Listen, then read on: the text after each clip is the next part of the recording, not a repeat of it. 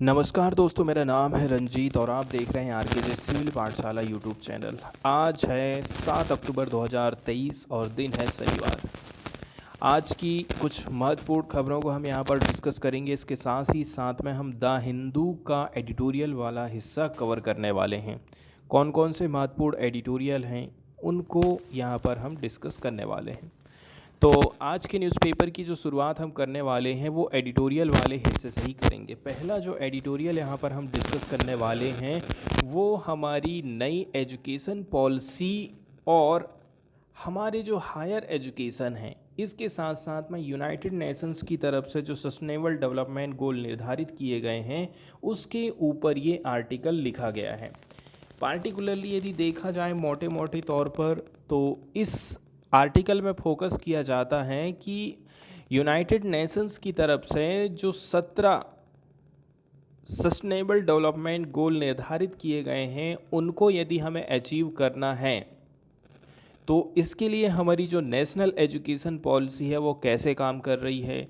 हमारे जो higher education system है जहाँ पर लोग बड़ी बड़ी डिग्री की पढ़ाई करते हैं वो किस प्रकार से काम करें कि हम एसडीजी को हासिल कर पाएँ और इस मामले में एनईपी कितना हमारी मदद कर सकती है। तो हमारे जो हायर एजुकेशनल इंस्टीट्यूशन हैं उन्हें एनईपी के साथ में काम करने की ज़रूरत है और इसी के माध्यम से एसडीजी के लिए जो डेडलाइन रखी गई है 2030 के लिए उसको हम हासिल कर सकते हैं। तो शुरुआत यहाँ पर करी जाती है United Nations sustainable development goal से ही। तो यहाँ पर आप पिक्चर में क्लियरली देख सकते हैं कि 17 गोल निर्धारित किए गए हैं। पहले नंबर की बात यह है गरीबी को कम करना है, सेकंड नंबर में जीरो हंगर, इसके बाद गुड हेल्थ एंड वेलबींग के ऊपर काम करना है, क्वालिटी एजुकेशन प्रोवाइड करना, gender equality, clean water and sanitization. इसके बाद 7वें नंबर में है affordable and clean energy, decent work and economic growth, industry innovation and infrastructure. 10वें नंबर पर आ जाता है रिड्यूस इनइक्वालिटीज़, असमानताएं जो विश्व में मौजूद को दूर करना है। 11वें नंबर का गोल रखा गया है सस्टेनेबल सिटीज़ एंड कमिटीज़। हमारे जो शहर हैं वो सस्टेनेबल तरीके से बने हैं कि नहीं बने हैं। रिस्पॉन्सिबल कंजप्शन एंड प्रोडक्शन, हम जो कंजप्शन कर रहे हैं उसके प्रति आपको जिम्मेदार होना पड़ेगा, प्रोडक्शन के प्रति आपको जिम्मेदार होना पड़ेगा। 13वें नंबर में क्लाइमेट एक्शन लेने की हमको ज़रूरत है। 14वें नंबर का जो गोल है वो है लाइफ बिलो वाटर, तो उसके लिए भी आप क्या कर सकते हैं। 15 नंबर में life on the land, land के ऊपर जितनी भी लाइफ है उसके ऊपर हमें क्या क्या काम करने की ज़रूरत है। 16वें नंबर में आ जाता है peace, justice and strong institution. Example के तौर पर हमारे देश के सुप्रीम कोर्ट, हमारे देश के जो चुनाव आयोग हैं वो फ्री एंड फेयर तरीके से काम करना चाहिए, इसी को हम बोलते हैं स्ट्रॉन्ग इंस्टीट्यूशन। 17वें नंबर में आ जाता है पार्टनरशिप फॉर द गोल, यदि हमें कोई गोल हासिल करना है तो उसके लिए हमें पार्टनरशिप बनाने की ज़रूरत है, अकेले कोई चीज़ हम हासिल नहीं कर सकते हैं। तो सस्टेनेबल डेवलपमेंट गोल के अंतर्गत हमने 17 लक्ष्य तय किए हैं। यहाँ पर 169 टारगेट हैं that all 193 United Nations member state have agreed to try to achieve by 2030। इसमें कहा गया है कि भाई देखिए यूनाइटेड नेशंस के जितने भी मेंबर कंट्रीज़ हैं वो जो 17 गोल है और 169 टारगेट रखे गए हैं उसको 2030 तक अचीव कर पाएंगे, ऐसा बोला गया था। एसडीजी आज के समय में एकदम अर्जेंट हो गए हैं and action by all countries both developed and developing. इसके अलावा एक्शन लेने की ज़रूरत है, चाहे वो गरीब देश हो चाहे वो विकसित देश हो। तो एसडीजी के माध्यम से हम गरीबी को एंड करेंगे, अदर जो सोशियो इकोनॉमिक कंडीशन चल रही है उसको समाप्त करेंगे, इन्वायरमेंटल प्रॉब्लम को सॉल्व करना, एंड हमें जो है सारी की सारी चीज़ों को अलाइन करके देखना है हमारी strategy that improve standard of life and education. कोई भी काम कर रहे हैं आप, कोई भी कदम उठा रहे हैं, कोई भी पॉलिसी बना रहे हैं तो उसको अलाइन करके देखिए कि लोगों की स्टैंडर्ड लाइफ में बदलाव आएगा कि नहीं, एजुकेशन मिलेगा कि नहीं। इसके साथ साथ में जो वैश्विक असमानता बढ़ते जा रही है, गरीब लोग और गरीब होते जा रहे हैं, अमीर लोग और अमीर होते जा रहे हैं, इसको कैसे करके हम एक सा कर सकते हैं। इसके अलावा हमारी देश की जो इकोनॉमिक ग्रोथ है उसको भी हमें बढ़ावा देने की ज़रूरत है। लेकिन हम यहाँ पर देखेंगे देश दुनिया में हमें एक गलत पिक्चर दिखाई दे रही है, गंभीर पिक्चर दिखाई दे रही है दुनिया की। हालांकि जब से ये जो एसडीजी आए हैं 8 साल बीत चुके हैं।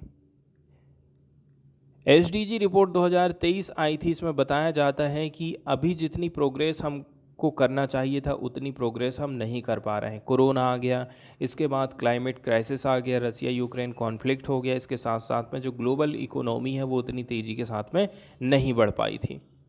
हम बात करते हैं condition of poor countries and India.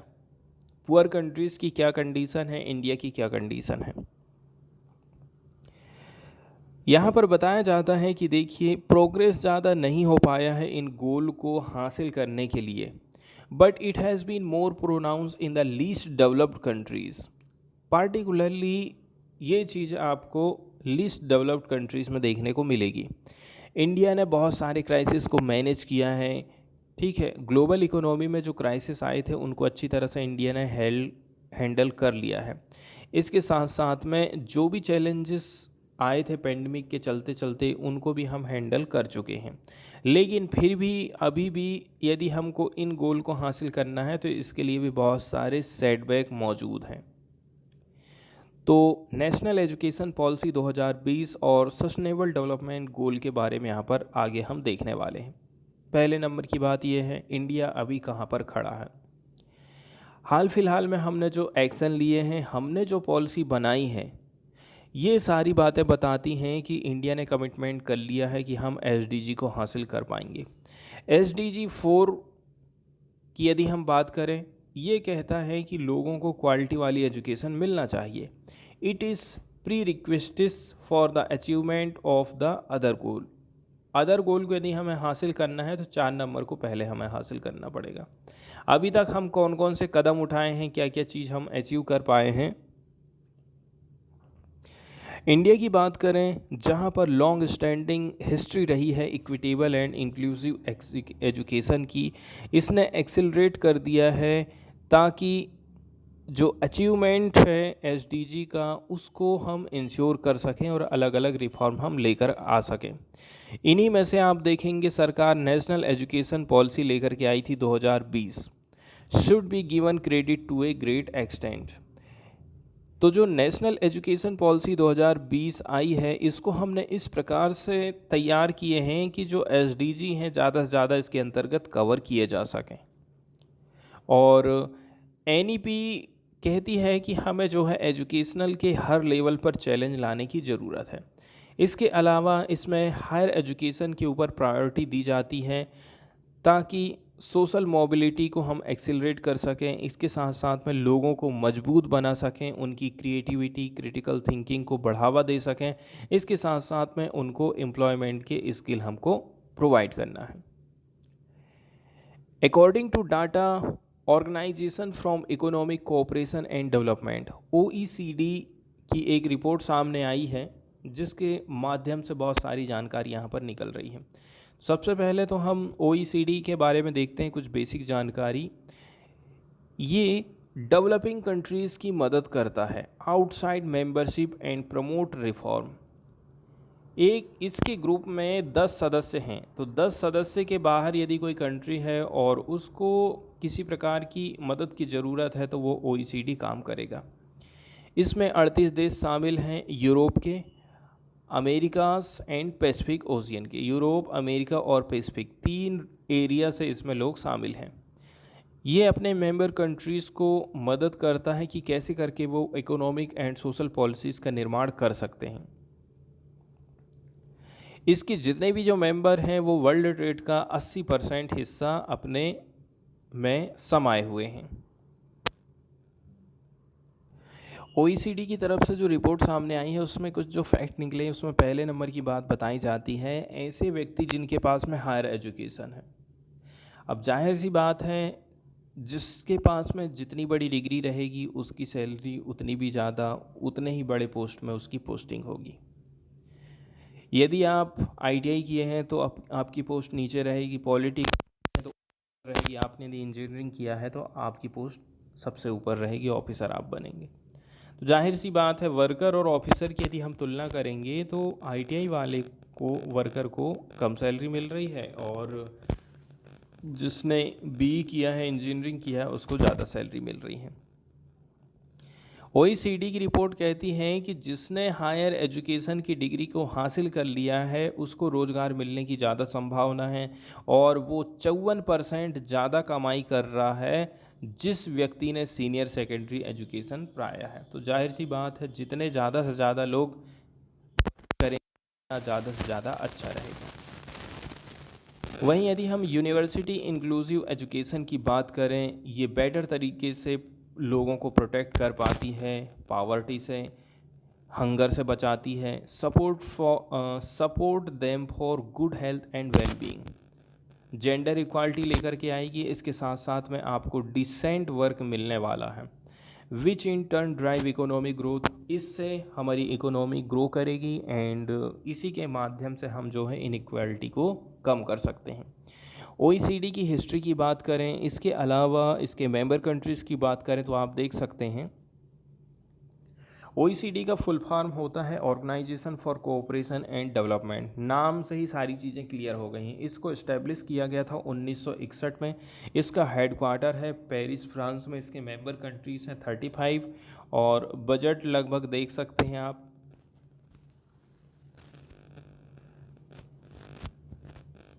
आगे हम चलते हैं तो हमारी जो यूनिवर्सिटीज़ हैं उनको क्या क्या करने की ज़रूरत है। सबसे पहली बात ये है, रिसर्च टीचिंग को हमारे यूनिवर्सिटी को बढ़ावा देना पड़ेगा, उसको मजबूत करने की ज़रूरत है। The way student will be become direct benefactor of the knowledge generated from research, और इसमें स्टूडेंट सबसे पहले आ जाते हैं। Multi disciplinary interdisciplinary system of education produce multi talented people who can pursue research, innovative solution, global challenges. यदि हम जो है किसी को मल्टी डिसिप्लिनरी बना दें, किसी को इंटरडिसिप्लिनरी सिस्टम लेकर के ला दें, इसी के माध्यम से जो एजुकेशन है लोगों को मल्टी टैलेंटेड पीपल बना देती है। इससे क्या होगा, वो लोग रिसर्च कर सकते हैं, इसके साथ साथ में ग्लोबल जो चैलेंजेस आ रहा है उसको भी सॉल्व कर सकते हैं। तो जो ग्लोबली चैलेंजेस की बात करी जा रही है वो है affordable and clean energy. Petrol diesel की बात छोड़ दो, अदर जो एनर्जी का सोर्स है वो अफोर्डेबल होना चाहिए, सस्ता होना चाहिए। वर्ल्ड लेवल पर जो सिटीज़ एंड कम्युनिटीज़ हैं उनका हमें सस्टेनेबल तरीके से निपटारा करना है। इसके साथ साथ में ग्लोबल वार्मिंग को हम कैसे करके कंट्रोल कर सकते हैं। तो जो सस्टेनेबल डेवलपमेंट है वो संभव है कि नहीं है, इसकी हम बात करते हैं। यदि हम जो है रेडिकली चेंज कर देते हैं कैसे हम प्रोड्यूस कर रहे हैं, कैसे हम कंज्यूम कर रहे हैं उस चीज़ को, मतलब यदि तरीकों को बदल देते हैं प्रोडक्शन और कंजप्शन को, तो इससे क्या होगा।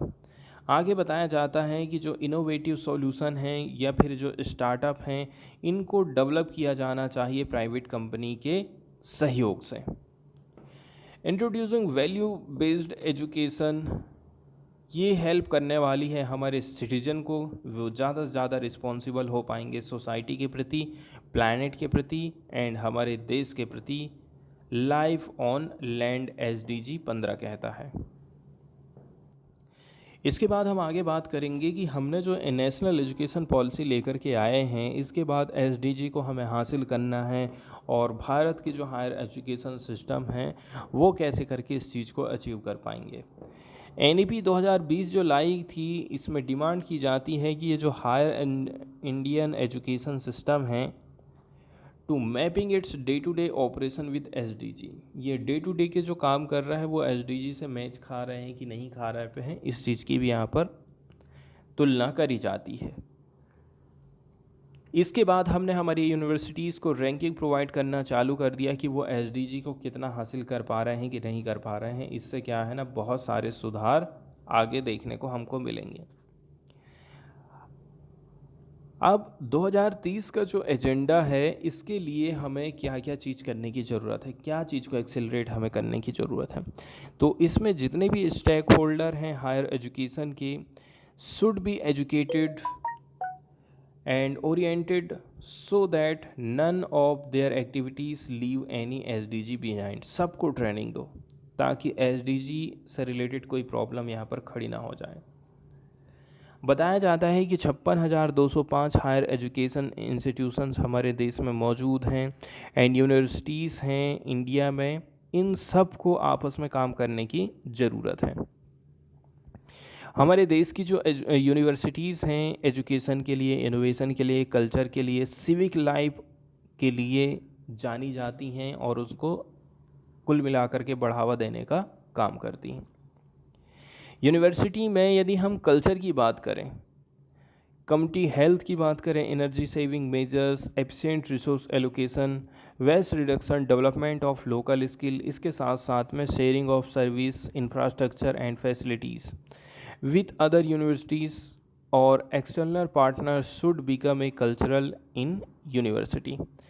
तो बताया जा रहा है कि आप जो है, आपकी एक यूनिवर्सिटी है, आप दूसरी यूनिवर्सिटी से संपर्क करिए ताकि आपकी ये जो संस्कृति है एक जगह से दूसरी जगह जा सके।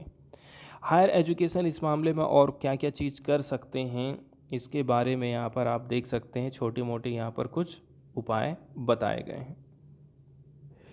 इसके बाद वाला जो एडिटोरियल यहाँ पर हम डिस्कस करने वाले हैं वो भारत में जर्नलिस्ट लोग, पत्रकार लोगों के प्रति सरकार का कैसा रवैया है, किस प्रकार से उनके साथ में वो व्यवहार रख रही है, इसके ऊपर ये एडिटोरियल छापा गया है।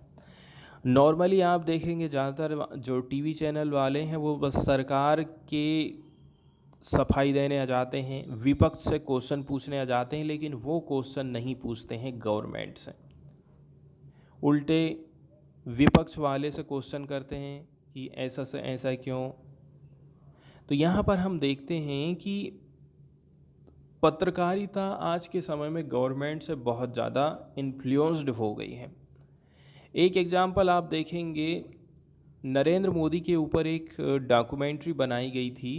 उस डॉक्यूमेंट्री के ऊपर सरकार की तरफ से सेंसरशिप लगा दी जाती है, उसको लोग 1 मिनट भी नहीं देख पाए, एक ठो अंश तक नहीं देख पाए हैं। तो ऐसे ऐसे कदम तो सरकार की तरफ से उठाए जा रहे हैं। कुल मिलाकर के जो पत्रकारिता है वो बहुत ज़्यादा प्रभावित हुई है। बीबीसी न्यूज़ चैनल वाले ने प्रधानमंत्री नरेंद्र मोदी से सन 2002 में एक इंटरव्यू लिया था। वो पार्टिकुलरली गुजरात दंगों से रिलेटेड था। चीफ मिनिस्टर हुआ करते थे उस समय में नरेंद्र मोदी। जब उनसे पूछा गया था कि जब आप पीछे मुड़ कर के देखेंगे तो आपको क्या अलग दिखाई देगा, तो उस समय में नरेंद्र मोदी ने कहा था, yes, one area where I was very weak and that was how to handle media. उस समय में प्रधानमंत्री नरेंद्र मोदी ने ये कहा था कि मैं एक क्षेत्र में बहुत कमज़ोर था, वो क्षेत्र था कि मीडिया को कैसे करके हैंडल किया जाए। लेकिन धीरे धीरे आपने क्या काम कर दिया, बीबीसी डॉक्यूमेंट्री के यहाँ पर अपनी ईडी को भेजना चालू कर दिया, छापेमारी चालू कर दिया। अब इसका मतलब आप ये कह सकते हैं कि प्रधानमंत्री जब से आप बने हो तब से आप सीख गए हो कि कैसे करके मीडिया को कंट्रोल किया जा सकता है।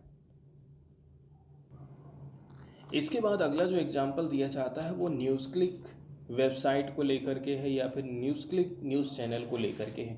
उसके जो फाउंडर हैं उसको जेल में डाल दिया गया है, उसको अभी तक एफआईआर की कॉपी तक पुलिस ने नहीं दी है, ये आरोप लगाया जाता है न्यूज़ क्लिक के फाउंडर की तरफ से। इसके साथ साथ में आप बहुत सारी चीज़ों को यहाँ पर नोटिस करने वाले हैं, जैसे कि जब कोई पत्रकार या फिर कोई न्यूज़ चैनल किसानों के बारे में बोलने लग जाए, महिलाओं के बारे में बोलने लग जाए, दलितों के बारे में बोलने लग जाए, सरकार की आलोचनाएं करने लग जाए, तो सरकार सोचती है कि नहीं, ये तो हमारी बुराई बता रहा है, एक काम करते हैं, इसको थोड़ा सा इसकी गर्दन को मरोड़ने की हम कोशिश करते हैं। इसके लिए क्या काम किया जाएगा कि जो गवर्नमेंट एजेंसियां हैं उनको उसके पीछे भेज देते हैं। और यही चीज़ हमने न्यूज़ क्लिक के मामले में देखा था। ठीक है, इनकम टैक्स की छापेमारी चल रही है, ईडी की छापेमारी चल रही है, इसके बाद पत्रकार लोगों की गिरफ्तारी चल रही है। इस प्रकार से सरकार ने मीडिया को हैंडल करना सीख लिया है। हाल फिलहाल में जो एक्शन लिए गए हैं वो आप देख सकते हैं। न्यूज़ क्लिक और एनडीटीवी की तरफ से मनी लॉन्ड्रिंग का केस दायर किया गया था। बीबीसी और दैनिक भास्कर के ऊपर जो है टैक्स में धोखाधड़ी का आरोप लगाया जाता है। मीडिया वन जो न्यूज़ चैनल है उसके ऊपर आरोप लगाया गया कि ये नेशनल सिक्योरिटी के लिए खतरा है। फाहद शाह की बात करें तो टेररिज्म को ये ग्लोरीफाई कर रहे थे, बढ़ावा दे रहे थे, ऐसा इनके ऊपर आरोप लगाया जाता है। इसके बाद यदि हम बात करें सिद्दीकी कप्पन की, तो पीस को ये डिसरप्ट करने का काम कर रहे थे, इसलिए हमने इसको जेल में डाला है। इंदिरा गांधी और नरेंद्र मोदी की यदि हम तुलना करें तो एटलीस्ट इंदिरा गांधी के पास में ये हौसला तो था कि वो फॉर्मली तरीके से इमरजेंसी को डिक्लेयर कर पाई, और उस समय उन्होंने सेंसर लगाया था along side journalist in the news room, not prime minister's office. तो इन्होंने प्राइम मिनिस्टर के ऑफिस में सेंसर नहीं लगाया था। इन्होंने कहाँ पर सेंसर बिठा के रखा था? जर्नलिस्ट का जो न्यूज़ रूम है वहीं पर, कि कौन सी न्यूज़ आपको दिखाना है, कौन सी न्यूज़ आपको नहीं दिखाना है।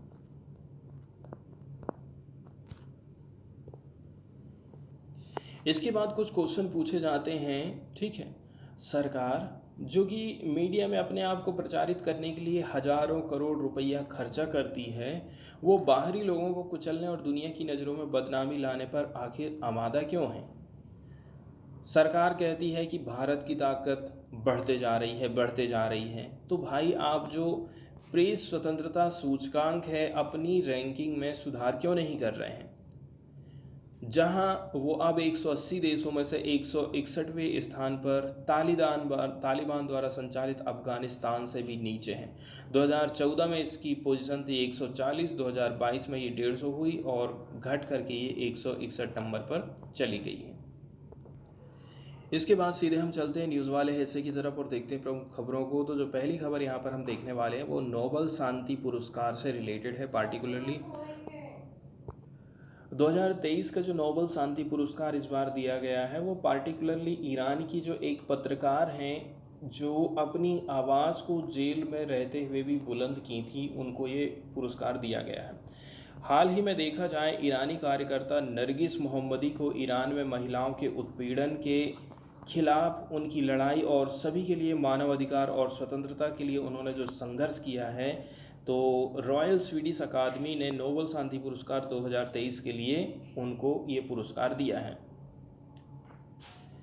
ये पुरस्कार शासन की जो गलत नीति है उसकी आलोचना करने के अधिकार को बढ़ावा देने, इसके साथ साथ में नागरिकों के मूल अधिकारों की रक्षा करने में उन्होंने योगदान दिया है, इसलिए ये पुरस्कार उनको प्रोवाइड किया जा रहा है। साल 2022 में नोबेल शांति पुरस्कार बेलारूस के मानवाधिकार अधिवक्ता एलेस बायलित्यास्की, रूसी मानवाधिकार संगठन मेमोरियल और यूक्रेनी मानवाधिकार संगठन सेंटर फॉर सिविल लिबर्टीज़ को प्रदान किया गया था। और इसके अलावा फिजिक्स, केमिस्ट्री, ठीक है, फिजिक्स, केमिस्ट्री और चिकित्सा के क्षेत्र में, साहित्य के क्षेत्र में अभी तक आप देखेंगे डेली न्यूज़पेपर पढ़ रहे हैं तो ऑलरेडी से इनके लिए घोषणा किया जा चुका है। नरगिस मोहम्मदी के बारे में थोड़ी जानकारी हम देख लेते हैं। साल 2023 की नोबेल शांति पुरस्कार विजेता नरगिस मोहम्मदी मानव अधिकार, भाई ह्यूमन राइट्स के लिए इन्होंने लड़ाई लड़ी है, स्वतंत्रता के लिए निरंतर इन्होंने संघर्ष करते रहा है।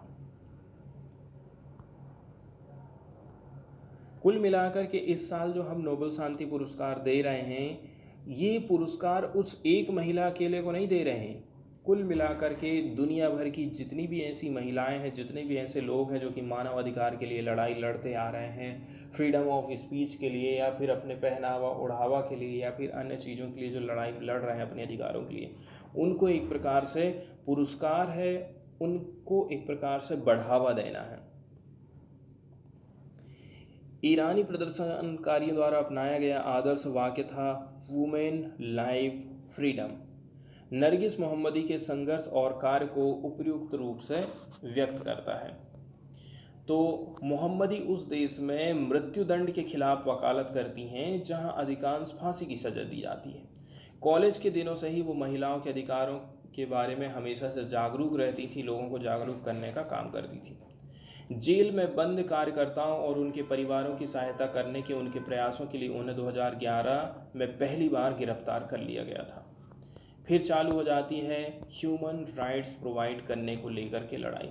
जेल में रहते हुए उन्होंने राजनीतिक कैदी, विशेषकर महिलाओं के खिलाफ शासन द्वारा जो यातना और यौन हिंसा का इस्तेमाल किया जा रहा था, इसके खिलाफ में उन्होंने विरोध करना चालू कर दिया था, जो कि ईरान की जेलों में देखा जाए, जैसे कि महिलाओं के साथ में यौन उत्पीड़न हो रहा है, ठीक है, उनका सेक्सुअल हरासमेंट किया जा रहा है, यातना दी जा रही है, रेप किया जा रहा है जेल के अंदर। इन सब चीज़ों के लिए उन्होंने आवाज़ उठाया था। महसा अमीनी विरोध प्रदर्शन की यदि हम बात करें, ईरानी हिजाब आंदोलन जिसको बोलते हैं हम, इसके टाइम पीरियड में उन्होंने प्रदर्शनकारियों के लिए जेल से समर्थन व्यक्त किया था और अपने साथी कैदियों के बीच एकजुटता के कार्यों का आयोजन किया था। मोहम्मदी को बहुत सारे पुरस्कार मिल चुके हैं, जैसे कि अलेक्जेंडर लैंगर पुरस्कार 2009 में, 2023 की शुरुआत में UNESCO Guillermo canoe world press freedom पुरस्कार और ओलो पाल्मे पुरस्कार उनको दिया गया था। उनकी पुस्तक का नाम है white torture interviews with Irani women prisoners ने अंतर्राष्ट्रीय फिल्म महोत्सव और मानवाधिकार फोरम में रिपोर्टेज के लिए एक पुरस्कार भी जीता था।